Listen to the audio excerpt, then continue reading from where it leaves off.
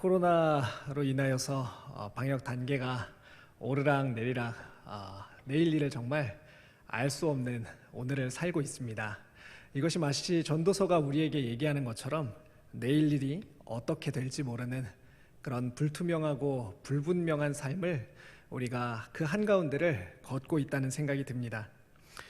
지난 시간에는 1대1을 이야기하면서 잠시 전도서의 앞장으로 돌아갔었습니다. 사랑하는 청년 여러분, 우리 서로가 연결되어서 모두가 한 사람을 책임지는 이 연대를 통해서 우리는 이 시대, 이 위기를 극복할 수 있습니다. 제자훈련 이상 수료하신 분들은 모두 내가 양육자다라는 그런 마음을 가지시고 이 곤고한 시기에 내가 한 영혼을 책임지겠다라고 딱 마음에 확정함을 가지시기를 바랍니다. 그리고 도움이 필요하신 분들은요, 저나 이준희 목사님께 언제든지 요청해 주시기를 바랍니다. 자, 계속해서 전도서를 살펴보겠습니다. 8장까지 살펴봤는데요, 4주 만에 다시 9장으로 돌아왔습니다. 지난 시간 그 8장 내용을 혹시 기억하고 계신가요? 세상사의 부조리함에 대해서 고발하는 전도자의 목소리를 들었었습니다. 정의가 제때 실현되지 않고 의인들이 억울한 삶을 살다가 죽어가는 모습을 보면서 전도자는 절규했습니다. 그렇습니다. 세상을 살다 보면 내 힘으로 어찌할 수 없는 일들이 있지요. 그리고 다 이해하려고 해도 이해할 수 없는 그런 일들을 만나기도 합니다. 전도자가 고민했던 가장 불가해하고 또 부조리한 일은 바로 정의가 실현되지 않는 일이었습니다. 그런데 특이한 점이 하나 있었죠. 전도자는 이해할 수 없고 해결할 수도 없는 이 일에 대한 처방을 이렇게 내립니다. 오늘을 기쁘게 살라라고 말입니다. 이해할 수 없고 해결할 수 없는 일에 둘러싸여 있다면 그것들을 해결하기 위해서 온 신경과 삶을 거기 쏟아붓는 것이 아니라 그것을 과감하게 포기하고 만질 수 있고 이해할 수 있는 일부터 시작하라고 우리에게 권면합니다. 여기에는 전도자의 인생관이 잘 드러난다고 말씀드렸습니다. 현실주의자인 전도자에게 과거나 미래보다 중요한 것은 바로 오늘, 지금입니다. 돌이킬 수 없는 과거, 무슨 일이 벌어질지 모르는 내일, 미래보다 생생하게 경험하고 살고 있는 오늘, 이 순간이 중요하다고 말합니다. 그리고 9장에서는 오늘을 즐겨야 하는 이유를 한 가지 더 추가합니다. 우리 같이 읽지는 않았지만요, 앞부분에 보면은 죽음에 관한 이야기가 나오는데요, 우리 9장 3절 말씀을 같이 한번 읽어보겠습니다. 9장 3절입니다. 시작. 모든 사람의 결국은 일반이라. 이것은 해 아래서 행해지는 모든 일 중에 악한 것이니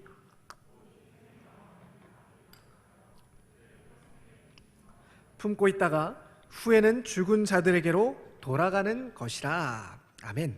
바로 죽음 때문에 인생을 즐겨야 한다고 말합니다. 모든 산 것은 죽기 때문에 살아있는 순간이 중요합니다. 죽으면 아무것도 할 수 없고 아무것도 느낄 수도 없고 심지어는 아무에게도 기억되지 않는다고 말합니다.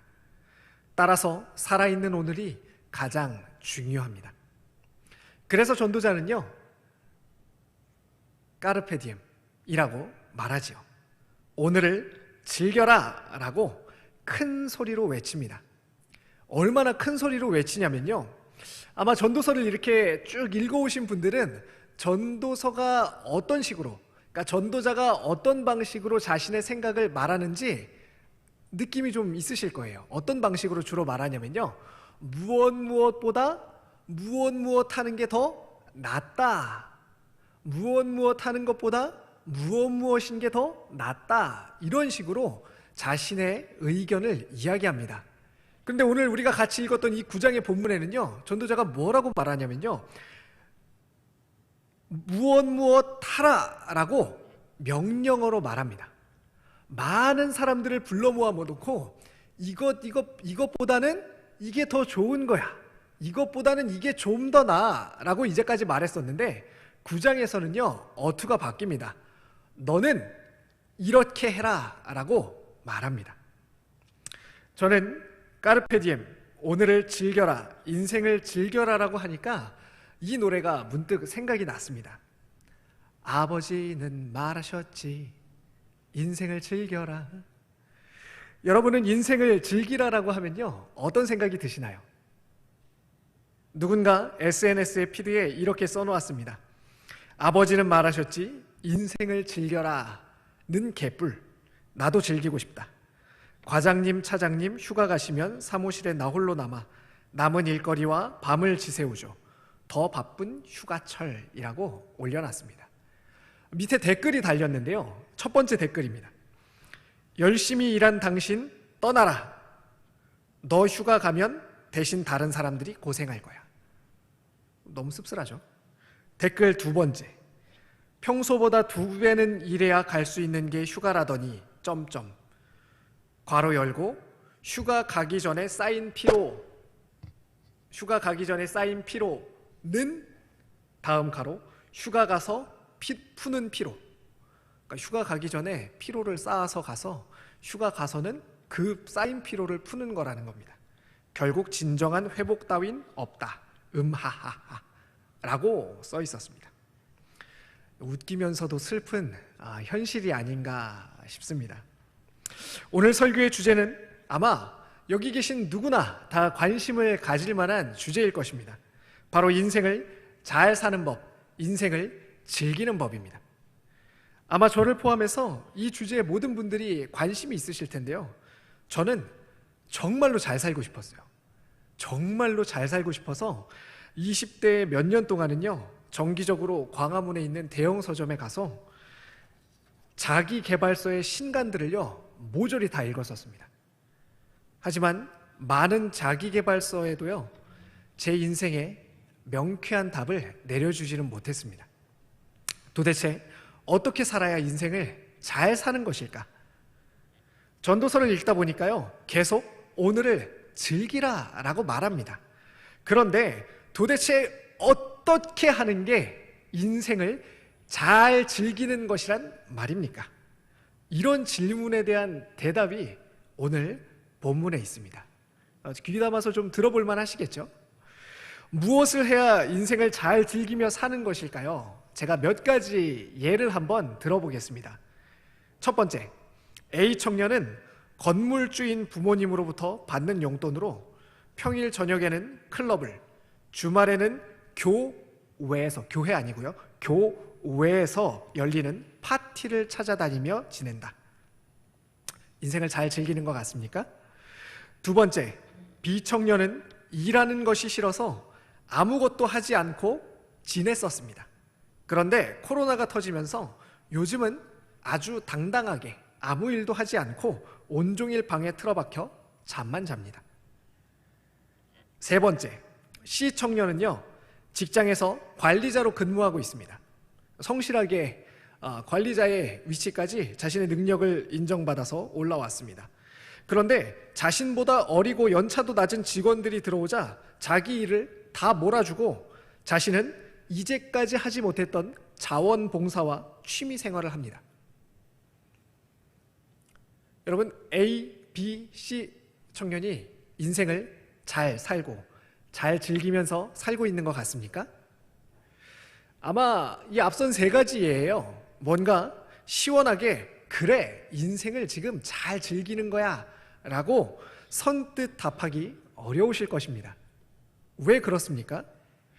아마도 즐긴다는 말을 오해해서 지나치게 쾌락을 추구하는 모습이 되었기 때문일 수도 있고요. 또 나태하고 게을러서 오히려 시간을 허비하고 있다는 느낌이 들어서일 수도 있습니다. 또는 너무 이기적이라고 생각되어서일 수도 있을 것 같아요. 그러면 전도자는 무엇을 어떻게 하는 것이 인생을 잘 사는 것이라고 이야기할까요? 첫 번째입니다. 잘 먹으라. 첫 번째, 잘 먹으라입니다. 7절 말씀을 같이 한번 읽어보겠습니다. 오늘 본문 7절입니다. 시작. 너는 가서 기쁨으로 내 음식물을 먹고 즐거운 마음으로 내 포도주를 마실지어다. 이는 하나님이 내가 하는 일들을 벌써 기쁘게 받으셨음이니라. 인생에서 가장 큰 기쁨 중에 하나는요, 바로 먹는 기쁨이죠. 누가 뭐래도 먹는 기쁨입니다. 행복을 말하는데 먹는 것을 빼놓을 수가 없죠. 최근 한 기사의 인터뷰에서요, BBQ 윤홍근 회장이 이렇게 말했습니다. 코로나 시대에도 여전히 외식업은 발달할 것이고 그 이유는 식사 대용 알약이 나와도 먹는 기쁨은 결코 대체할 수 없을 것이기 때문입니다. 라고 인터뷰를 했습니다. 사랑하는 청년 여러분, 식사를 잘 챙기십시오. 가급적이면 건강한 식단으로 즐거운 식사를 하시면 좋겠습니다. 저는 학부 때 미드에 빠져서 살았던 적이 잠깐 있었습니다. 방학 때 잠도 안 자고 이틀씩 컴퓨터 앞에 앉아 있기도 했었습니다. 시리즈가 좀 길잖아요. 16화 이러니까 그걸 한 번에 다 보기 위해서 잠도 안 자고 식사도 식탁에 가서 하지 않고 따로 챙기지 않고 간단한 것을 가져다가 컴퓨터 앞에서 먹었습니다. 식사도 하는 둥 마는 둥 드라마를 보면서 대충 때웠습니다. 뭘 먹었는지, 그것이 어떤 맛이었는지, 어떤 분위기였는지, 그 식사 중에 무슨 얘기를 나눴는지 아무것도 기억나지 않습니다. 아무것도 모른 채 그냥 입에 넣습니다. 이렇게 하지 말라는 것입니다. 식사 시간이 단 30분이라 할지라도 그 30분에 허락된 먹는 행복을 누리라고 말합니다. 만약 직장에 일이 너무 많아서 식사 생각이 나지 않으신다면요, 다시 한번 생각해 보십시오. 식사하는 시간을 잘 누림으로 나머지 업무 시간이 더 효율적으로 바뀔 수 있습니다. 먹는 행복이 여러분의 스트레스를 덜어줄지도 모릅니다. 그리고 실제로도 제때 잘 먹어야 능률이 올라간다고 연구 결과가 많이 있지요. 두 번째입니다. 두 번째, 인생을 잘 즐기는 방법. 첫 번째가 뭐라고요? 잘 먹으라. 두 번째는요, 옷을 잘 입으라입니다. 8절을 같이 한번 읽어보겠습니다. 본문 8절입니다. 시작. 내 의복을 항상 희게 하며, 여기까지 읽어보겠습니다. 흰 옷은요, 준비된 옷입니다. 그러니까 아무 옷이 아니고요, 구약에서의 흰 옷은 준비된 옷을 이야기합니다. 어떤 용도를 위해서 따로 마련된 옷이지요. 외출복인지 일상복인지 운동복인지 잠옷인지 아니면 예배라든지 장례라든지 결혼이라든지 특별한 날을 위해 준비한 옷인지 구분해서 입으십시오. 이 말은 모든 일정에 맞는 각각의 옷을 사서 구비해 놓아야 된다는 말이 아닙니다. 또 이 말씀을 근거로 이렇게 가셔가지고 옷 사야 돼 라고 하지 마시고요, 하나님의 형상인 자신을 존중하고, 그리고 하나님 나라의 대사로 누군가를 만나는 자신의 걸맞게 하나님 나라의 대사로서 다른 사람들을 만날 때 그에 걸맞는 옷을 입으라는 말입니다. 저는 설교를 쓸 때 거의 정장을 입고 씁니다. 꼭 그럴 필요는 없는데요, 말씀을 준비하고 대하는 태도가 옷에 담겨 있다고 생각하기 때문이고요, 또 그렇게 했을 때 제 태도가 이렇게 뒤로 막 늘어지거나 이러지 않고 적극적으로 그리고 정자세로 이렇게 임하게 되는 것을 보기 때문에 그렇습니다. 청년들을 만날 때도 그날 일정이 만약 그 청년을 만나는 하나밖에 없다면요, 그 만남에 적합한 스타일 그리고 색깔을 골라서 입으려고 노력을 합니다. 세 번째입니다. 인생을 잘 즐기는 방법. 세 번째, 머리를 예쁘게 하고 다녀라. 8절 그 뒤에부터 같이 읽어보겠습니다. 의복을 항상 희게 하며 뒤에부터 읽습니다. 내 머리에, 시작. 내 머리에 향기름을 그치지 아니하도록 할지니라. 머리도 마찬가지입니다. 지나치게 머리를 치장하는 것은요, 문제가 되죠. 하지만 지나치게 자신을 관리하지 않는 것도 오늘 내 육체를 가지고 살게 하신 하나님에 대한 직무유기입니다. 네 번째입니다. 아까 이제 광고가 나갔는데요. 이번 주에도 창희 형제님께서 결혼하시죠. 결혼하신 분들은 한번 이 말씀을 잘 보세요. 네 번째, 결혼했다면 아내와 남편과 잘 지내라. 9절 같이 읽어보겠습니다. 시작. 내 헛된 평생의 모든 날, 곧 하나님이 해 아래서 내게 주신 모든 헛된 날에 내가 사랑하는 아내와 함께 즐겁게 살지어다. 아멘. 만약 행복을 위해요, 어떤 훈련이 필요하다, 코스가 여러 단계가 있고 어떤 훈련을 해야 된다라고 한다면요, 그 정점, 끝판왕은요 아마 가정일 것입니다. 그럼에도 가정은 이 땅에서 미리 누리는 천국이라고 했습니다. 그러니 할 수 있는 대로 사랑하시고 할 수 있는 대로 잘 지내시기 바랍니다. 잘 지내는 부부에게 행복은 거들 뿐입니다. 이렇게 살펴보니까요, 여러분 어떠신가요? 어떻게 사는 게 잘 사는 인생이지? 라고 질문을 던졌던 그 물음표에 좀 명쾌하게 구체적으로 답이 되시나요? 제가 봤을 땐 이거보다 더 구체적일 수는 없을 것 같아요. 잘 먹어야 되고 잘 입어야 되고 또 머리도 잘하고 그리고 부부끼리 사이좋게 지내고, 구체적이죠. 오늘 배우셨으니 앞으로 누군가가 야, 성경에도 혹시 인생을 잘 즐기는 방법 같은 거 있냐? 라고 물어본다면요, 이렇게 답하시면 됩니다. 있지. 전도서 9장에 보면 인생을 잘 즐기는 방법은 잘 먹고 옷 잘 입고 머리도 하고 결혼했으면 부부끼리 잘 지내는 거라고 나와 있어 라고 답하시면 됩니다. 아주 성경적이죠. 근거도 명확하고요. 그런데 한 가지 질문이 좀 듭니다. 도대체 전도자는 어떤 근거를 가지고 도대체 왜 이렇게 확신 있게 이야기하는 것일까요? 별일 아니지 않습니까? 사실 밥 먹는 거, 옷을 잘 입는 거, 머리를 하고요, 그리고 부부끼리 잘 지내는 거. 아니, 너무 평범한 거 아닙니까? 너무 당연한 거 아닙니까? 이것만 하면 정말 인생을 잘 즐기는 거라고요? 라고 제 마음에 좀 질문이 듭니다. 어떤 근거에서 전도자가 이렇게 말할까요? 그것은요, 오늘 본문 우리가 함께 읽은 말씀 안에 있습니다. 그것은 바로 하나님께서 너의 삶을 받으셨기 때문에, 7절 말씀에 나오는데요, 하나님이 이미 기쁘게 너의 그것을 받으셨기 때문에 그와 같이 하면 된다라고 말합니다. 이 말은요, 다른 말로 하나님께서 너의 인생을 긍정하시기 때문에 너가 오늘 하는 작고 사소한 일상을 꾸려가는 모든 일들이 다 기쁨으로 누릴 수 있는 것이 된다라고 주장하는 것입니다. 인생을 어떻게 하면 잘 즐기는 것일까요? 이런 질문을 하다 보면요, 목사님, 지금 저는요 제 인생에 즐길 게 하나도 없어요. 목사님, 저는 지금 죽지 못해 살고 있어요. 목사님, 지금 제 상황은요, 저도 제 모습이 싫어요.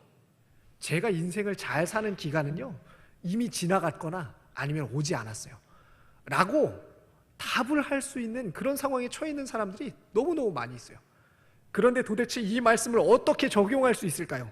그것은 바로 지금 내가 살아가고 있는 현실의 삶의 모습이 어떤 삶의 모습이라 할지라도, 비록 하는 것만 안 되고 건강하지도 않고 하다 할지라도 지금 내가 살아있는 것은 오늘 내가 이 오늘을 살아가고 있다는 그 사실이 반증하는 것은 무엇이냐면, 하나님께서 그 오늘을 나에게 허락하셨고 그 오늘을 주신 하나님께서 오늘 나의 삶을 긍정하고 계시다는 그 이유 때문입니다.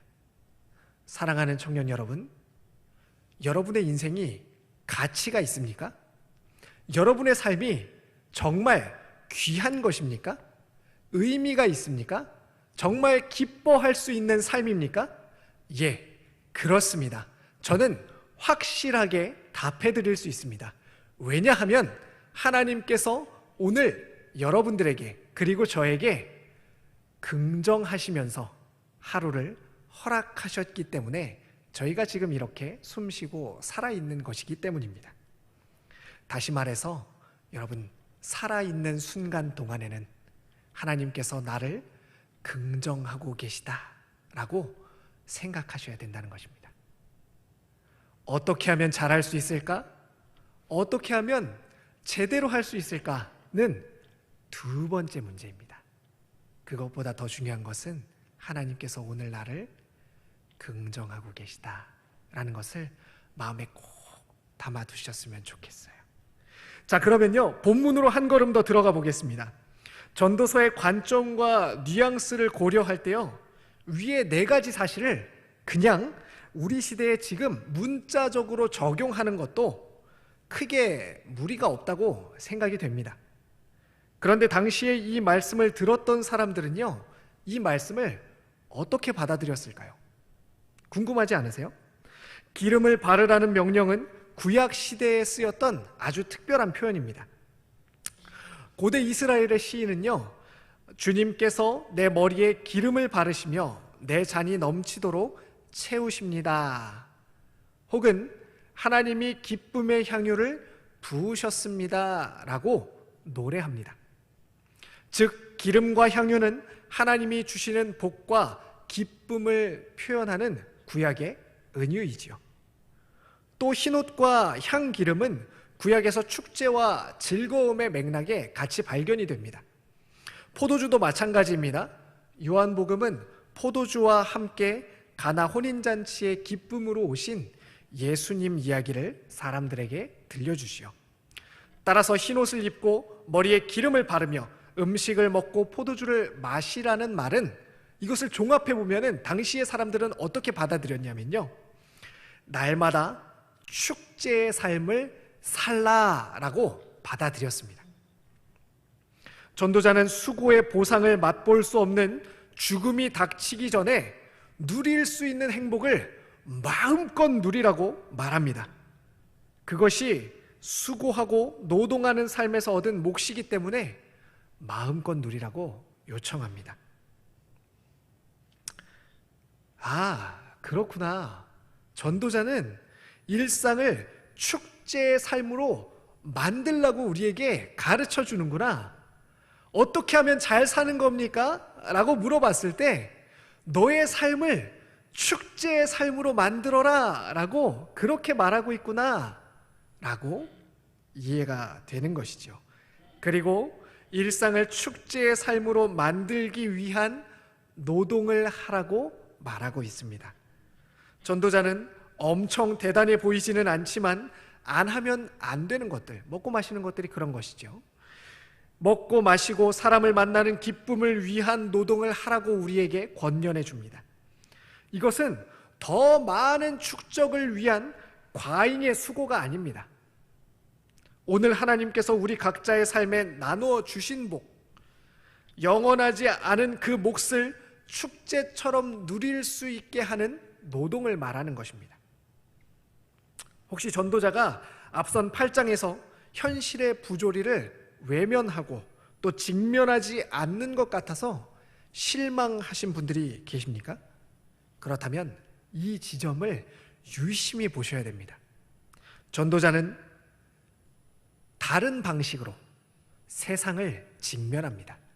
전도자는 다른 방식으로 우리에게 세상에 대항하라고 권면합니다. 무엇입니까? 과잉과 탐욕으로 망가진 세상에 기쁨을 위한 리미트, 제한을 거는 방식입니다. 그러면 자연스럽게 10절도 해석이 됩니다. 10절 같이 한번 읽어보겠습니다. 시작. 내 손이 이를 얻는 대로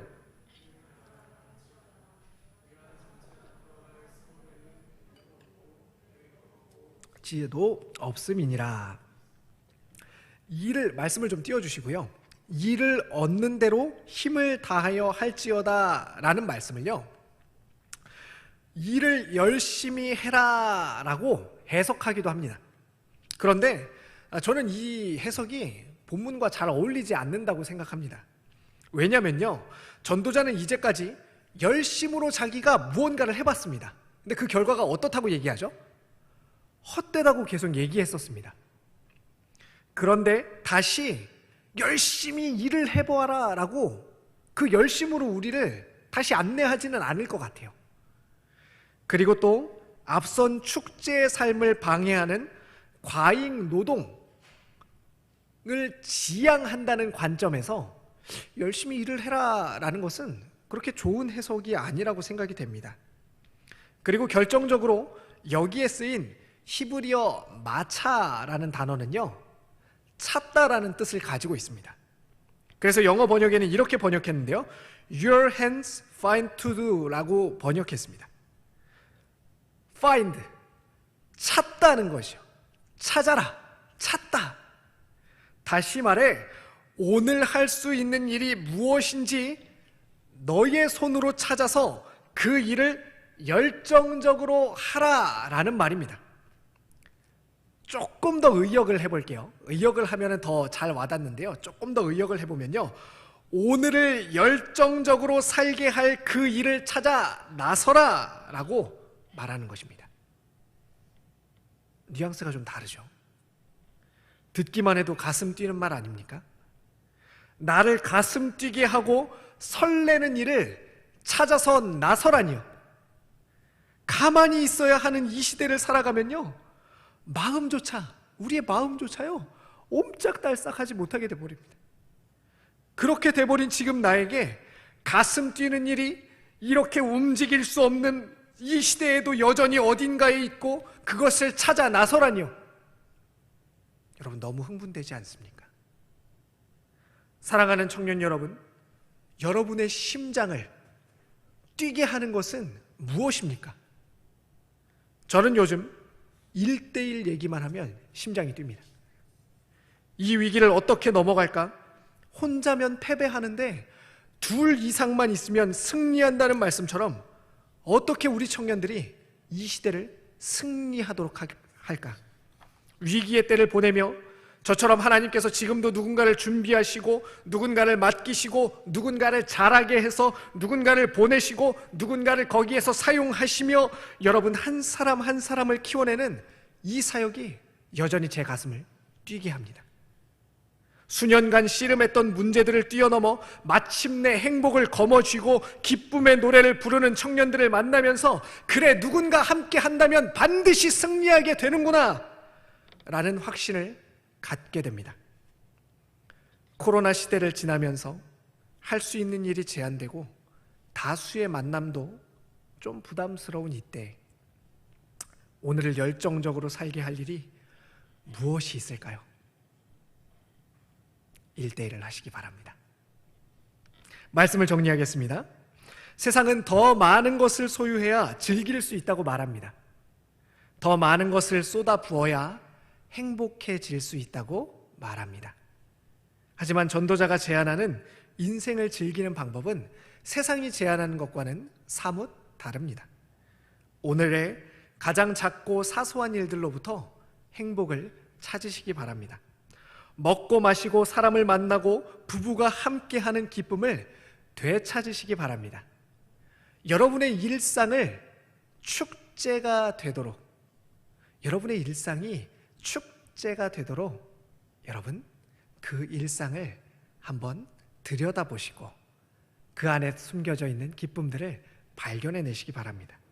동시에 오늘을 열정적으로 살게 할 일을 찾아 나서기 바랍니다. 하나님께서 여러분 가슴에 심어놓으신 가슴 뛰는 일을 찾아 나서시기를 바랍니다. 하나님께서 여러분의 삶을 기뻐하신다는, 긍정하신다는 확신을 가지고 하나님의 영광을 위해, 여러분의 행복을 위해 그 삶에 다시금 뛰어드시기를 바랍니다. 그리고 온라인으로, 오프라인으로 만나서 나누시면 좋겠어요. 오늘 나에게 이런 기쁨이 있었다고, 나는 오늘 이렇게 인생을 잘 즐겼다고 서로 격려하시고 축복해 주시기를 바랍니다.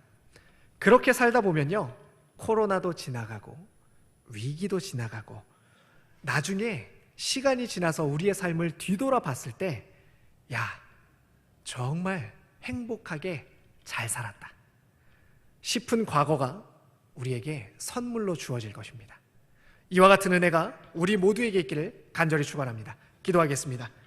아버지 하나님, 오늘 우리에게 주신 하나님 이 하루, 하나님께서 나를 긍정해 주시는 이 하루를 정말 잘 즐기며 살기를 소원합니다. 우리에게 있는 가장 작고 사소한 일들이 기쁨이 되게 하여 주시고, 그것을 통하여서 우리의 삶이 온전한 축제의 삶으로 사라질 수 있도록 주님, 우리를 격려하여 주시옵소서. 쓰러져 있는 삶의 자리가 있다면 주님 손을 잡아서 일으켜 주시고, 다시금 삶의 자리로 뛰어들 수 있도록 그곳에서 열정적으로 나의 삶을 바칠 수 있는 인생의 가치들도 발견할 수 있도록 인도해 주시옵소서. 감사합니다. 예수님의 이름으로 기도합니다. 아멘.